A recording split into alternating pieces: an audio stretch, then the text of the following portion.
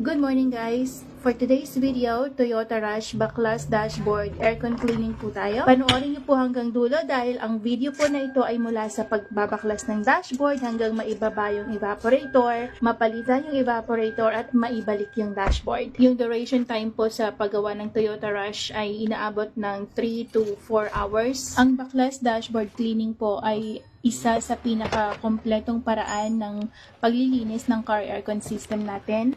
So kung napapansin po ninyo na mahina na yung buga ng aircon ninyo, may amoy or parang hindi na malamig kahit nakatodo yung settings, baka kailangan na ng backlash dashboard para sa deep cleaning or para ma-check kung may parts na kailangan palitan. Dito naman po sa JCM Car Aircon ay maingat naming tinatanggal ang buong dashboard para maabot yung evaporator at yung blower, pati na rin yung mga parts na hindi naaabot ng regular cleaning. May mga customers po tayo na nagtatanong kung gaano daw ba kadalas dapat na ipalinis or ipabaklas yung kanilang mga dashboard. Ang advice po ng ating technicians ay every at least 1 to 2 years, depende kung gaano kadalas bumiyahe or gamitin yung inyong mga sasakyan. Kung mas maaga ninyong napapansin na may kakaibang amoy, mahina na yung hangin, or kahit may ingay yung inyong dashboard, we advise po na dalhin ninyo sa iyong mga trusted technicians para ma-check yung inyong mga car aircon system.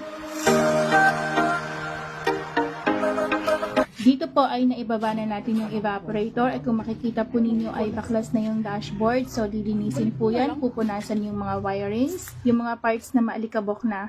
Kung makikita po ninyo yung casing ng evaporator ay talagang madumi na siya, maalikabok na. So sinasabon po natin yan, pinipressure washer para malinis. May ilang taon na rin po hindi nalilinis itong car ni sir kaya ganito na siya kadumi.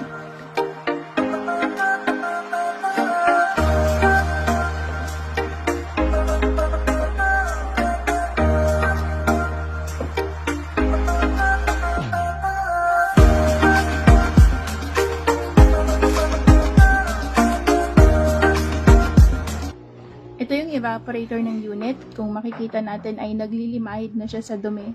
So, binigyan namin ng option dito si sir kung gusto niyang i-cleaning lang or papalitan na niya para isang gawa. Kasi sa mga ganitong scenario po ay kung ganyan nakakapit yung dumi ng evaporator, may tendency na mag-leak na siya. So, binigyan namin ng option si sir kung mag-aantay lang siya na magka-leak bago niya palitan yung evaporator or kaya ay isabay na niya ng palit para naman isang gawa na rin.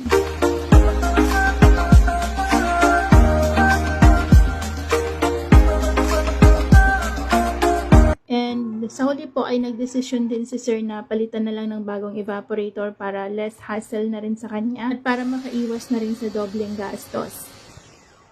Dito po sa JCM Car Aircon, nag-o-offer kami ng parts replacement with warranty. Kung naghahanap po kayo ng car aircon technicians, we are located here sa Santo Tomas, Batangas po, near ng Padre Pio Shrine. Pag-message po kayo for bookings and appointments para ma-accommodate namin kayo pagpunta po ninyo dito sa aming location. Wala po kami yung no backlash dashboard and we specialized backlash dashboard aircon cleaning po. So, kung kailangan po ninyo ng tulong sa inyong mga car aircon system, mag-message lamang po kayo para makapagpa-secure ng inyong mga slot. Free check-up and estimate din po tayo.